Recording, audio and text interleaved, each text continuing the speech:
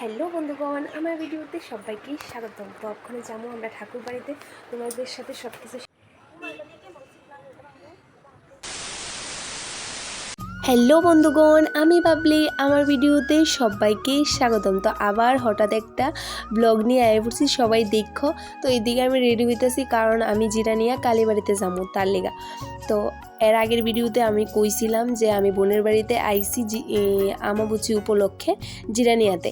তো বোন আমার নিতে গেছিলো, তো বোন আমি এদিকে মন রেডি। তো আরেকজনের সাথে পরিচয় করামু, উনি হয়েছে আমার বোনের চাল। তো আমরা চারজনে মিলে যামু কালীবাড়িতে। তো এদিকে আমরা গাড়ি লেগে অপেক্ষা করতেছি।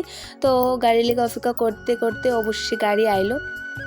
তো তোমরা জানাই যাইও আমার হঠাৎ ভিডিও তোমার কাছে কেমন লাগে। তারপরে আমরা এদিকে গেলাম বাজারে গিয়ে প্রথমত আমরা ঠাকুরের লেগা সিঁদুর, ধূপকাঠি, মোমবাতি নিয়ে নিলাম। তো তারপরে গেলাম মন্দিরে। তো আমরা গেলাম বিকাল টাইমে। তো ওই সময় বেশি একটা মানুষ আসিল না, কয়েকজন আসিল, কালী মন্দির ওই সময় খুলছিল। তো যাক, মার দর্শন আমরা করে নিলাম। তো আমাবুচি উপলক্ষে কে কে ঠাকুর বাড়িতে গেছো অবশ্যই কমেন্টে জানাই যে। আমি তো এবার গেছি জিরানিয়া কালীবাড়িতে। তো বিয়ের প্রথম বছর আমরা গেছিলাম, বলতে আমি গেছিলাম লক্ষ্মীনারায়ণ বাড়িতে। এবার আর যাওয়া হইল না। কে কে গেছো অবশ্যই জানাই যে।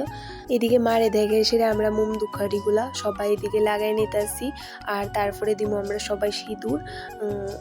আমাবুচি উপলক্ষে তো এটা দিতে লাগে, নিয়ম, সবাই জানো। আর যদি আমার কথার মধ্যে ভুল হয়ে থাকে তাহলে অবশ্যই জানাই যাও।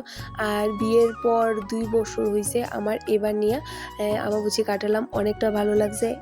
এভাবে যাতে প্রত্যেকবার কাটাতে পারি, এটাই ঠাকুর রেখুই।